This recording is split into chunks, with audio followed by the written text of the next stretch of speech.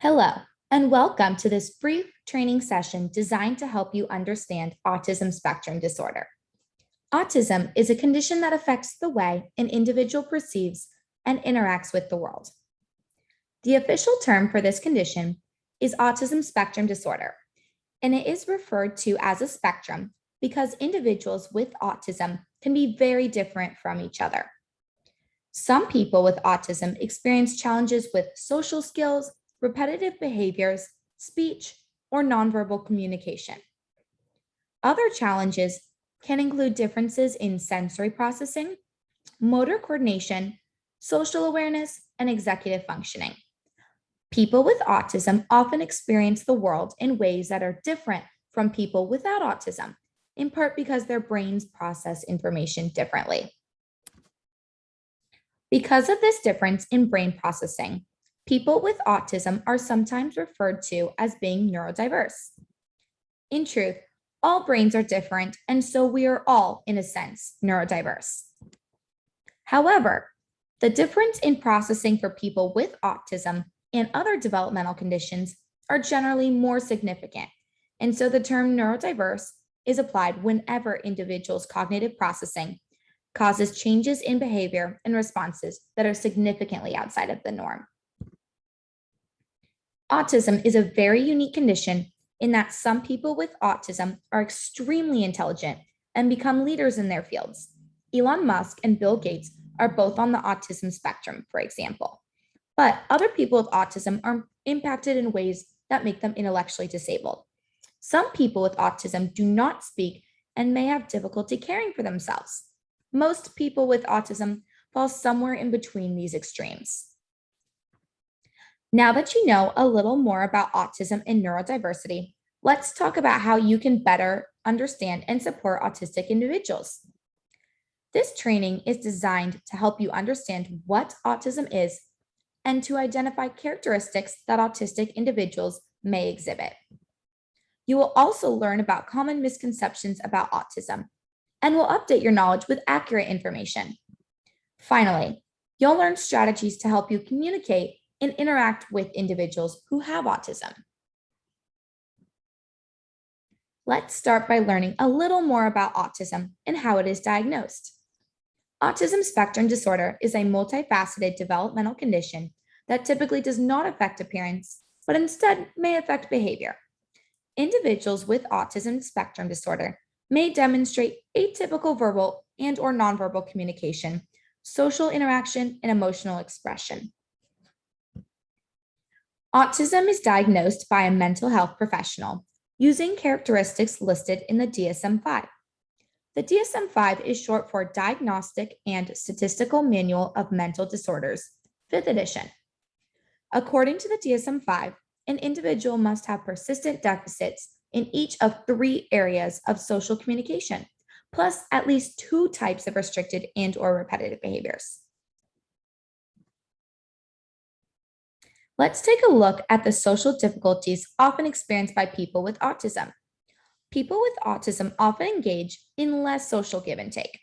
There is a significant reduction of normal back and forth conversation. In some cases, conversations will center around the person with autism and/or specific topics of interest. This does not necessarily mean individuals with autism do not enjoy conversation. Quite the opposite. People with autism move in ways that are different, and so their body language doesn't always communicate their feelings or intentions. Often, eye contact is limited, hand gestures are not well integrated, and they may seem to convey little emotion in their facial expressions. When speaking with individuals with autism, you may notice a monotone voice and no varied intonation, even when an individual is speaking about a topic they're passionate about. Alternatively, they may stand too close to others or appear stiff in their movements. Because of these differences, people with autism may experience difficulties in developing and maintaining relationships. On the behavioral side, people with autism sometimes engage in repetitive movements or speech. Some examples include lining up toys or making repetitive noises. Individuals with autism may be very calendar-oriented and often prefer routine. Transitions and change are often difficult. This can manifest in diet, greetings, thinking patterns, and more. For example, if a child with autism enjoys having a peanut butter and jelly sandwich for lunch every day and suddenly gets a grilled cheese sandwich, he might find that change to be especially unpleasant, stressful, and frustrating. Some people with autism develop very focused interests. For example, in the weather, or sports teams, or history. This kind of focus can be a strength, as the person may develop a strong knowledge about a topic or might be able to sustain attention on a topic much longer than a neurotypical person. This kind of focused interest can seem different to a neurotypical person and may be perceived as unusual or obsessive. Finally, some people with autism have atypical sensory experiences. They may be very sensitive to touch, for example, and so may have strong preferences about the kinds of fabrics they wear or who and when they hug. Other people with autism may find noise to be especially stimulating and may have difficulty in crowded places like sports events or concerts. Not all people with autism show all of these characteristics. Each person is different.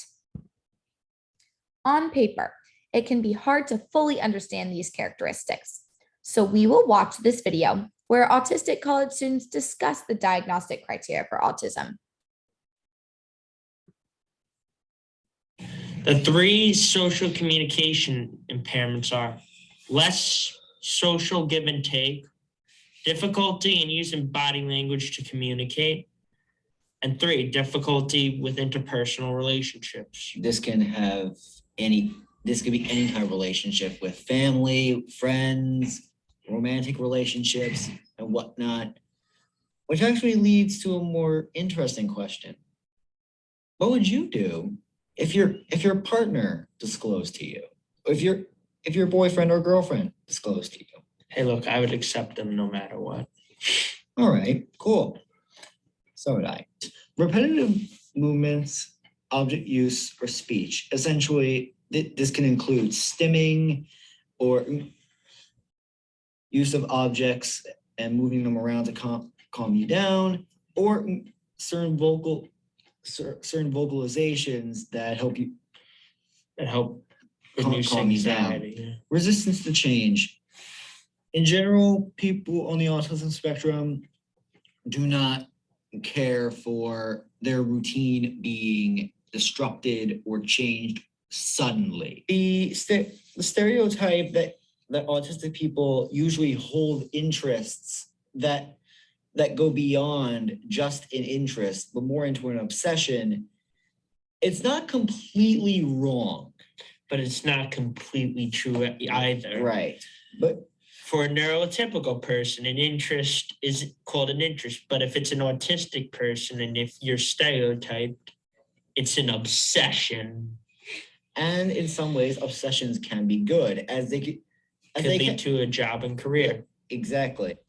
Me, I cannot stand bright lights. Well, actually, I cannot stand flashing lights. I cannot, not to the point where I'm epileptic, but generally places like nightclubs, I cannot stand. Not only because I don't care for the music, but also because I cannot stand flashing lights in large crowds. Honestly, it's different for me. I don't have sensory integration issues. I like going to nightclubs.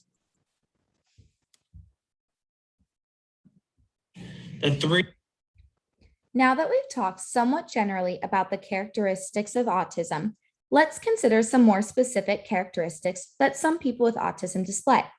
These characteristics include differences in social style. Listed in the blue box are some common social and communicative differences, including unusual facial expressions, literal language, high levels of honesty, and delayed responses. People with autism often take things very literally and are excellent rule followers. They enjoy routines and can often persist at the same task longer than someone who is neurotypical. But they may respond more slowly, and when asked a question, so it is helpful to pause and give them time to respond. A noteworthy difference among people with autism is that they don't always understand inferences or exaggerations. They take what you say at face value. People with autism often learn differently than neurotypical people. In the green box, you will see some specific characteristics pertaining to learning, including difficulty with transitions, interest in rules, strong memory for facts and dates, and good attention to details.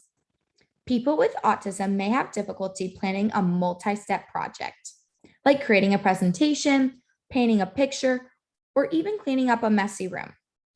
They tend to focus on the small details rather than the big picture.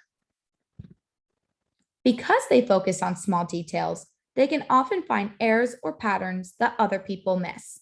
For example, a person with autism might excel at finding errors in a computer code or finding books in the library that have been misshoveled by patrons.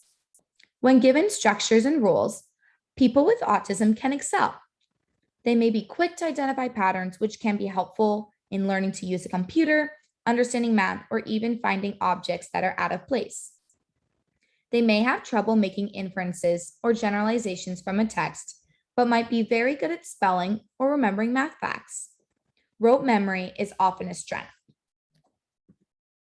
Some people with autism experience differences in sensory processing, and that means that they may be especially sensitive or alternatively less sensitive to sensory input like touch, sound, and temperature. An individual with autism may be extremely picky about food due to taste and texture sensations. Other people with autism enjoy all types of foods, but may be less sensitive to signals from their body, and so may not realize when they are full. In some cases, people with autism are very sensitive to lights, sounds, and noises. Too much or too little sensory inputs can be difficult for individuals with autism. As a result, a behavior known as stimming can be a common occurrence. Stimming is any repetitive movement or noise. It helps individuals cope, as well as helps increase or decrease sensory input. Some examples include rocking, hand flapping, rubbing the skin, repeating words, and pacing. These behaviors may look and seem different or unexpected, but when you understand them as a mechanism for coping, you can see that they are just another form of expression. You have completed the first part of this training. Please take the first quiz now.